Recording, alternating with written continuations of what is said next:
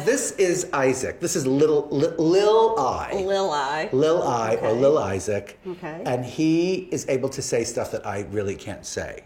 Is there anything? No, there really aren't many things that I can't say. Except, can I just say one thing? I don't really like giant butts. I like little butts. Okay. Is that okay for me to say? I like big butts. I like big butts. I like little butts. All right, maybe he should sing a song about that. What's the craziest job you ever had, Marla? Besides working for you?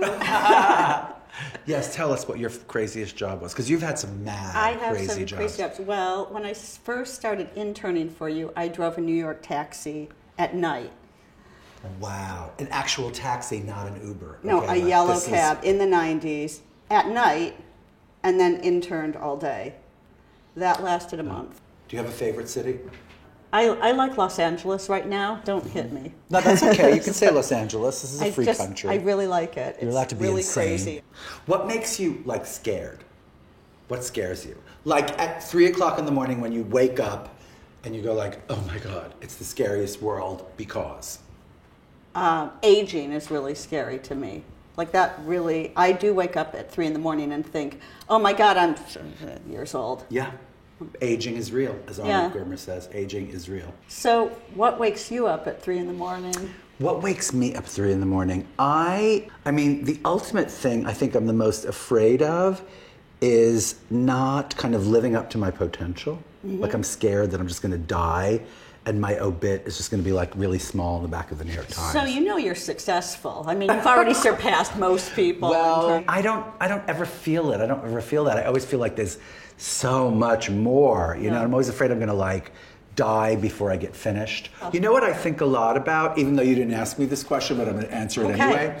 I really love making clothes, but I think I'm truly this kind of person who really wants to sort of work mostly in show business. I've been doing lots of sort of singing and performing, and I've been doing more and more stand-up and acting and stuff. And so I kind of want to be remembered for that. Even the runway shows that you did in the 90s, and then when Unzipped was made, everything had a theatrical feel to it in a time when people were doing straight runway.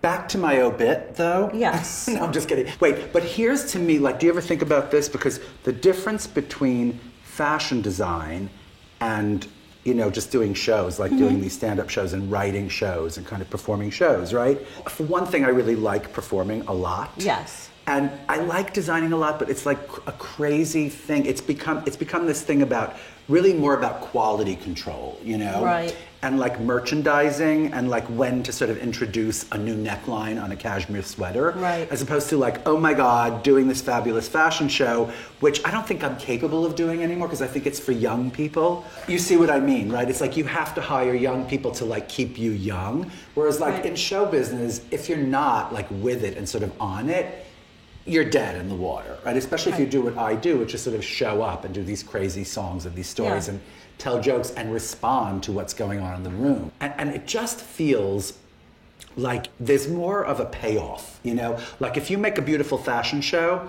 it ends up very badly for people seeing the fashion show who are so inspired. The next thing they know, they're in a fitting room thinking they're too fat for the dress, or not fitting into the dress, or looking shitty in the dress, right? Yeah. That's where it usually ends. Unless you're a huge narcissist and you think you look good in things, which A, is not true, okay? And B, this is probably not the website for you, right? Seriously. Right. Narcissists, log off. But here's the thing, whereas if you do a show in front of people and you have this cute band and they're so good, right? And you are not the worst singer in the world. Right. And you sing a few things, and then you tell a few jokes. People are just happy. Music halls and cabarets, wherever I play, usually alcohol is involved, right? So already it's more fun.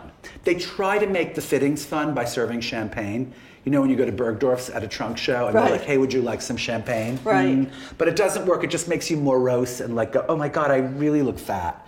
Standing there with a flute of champagne, right? Seriously, I really look fat. Does this flute of champagne make me look fat? Does this flute of champagne make me look fat? Exactly. Yes is the answer. The answer is yes.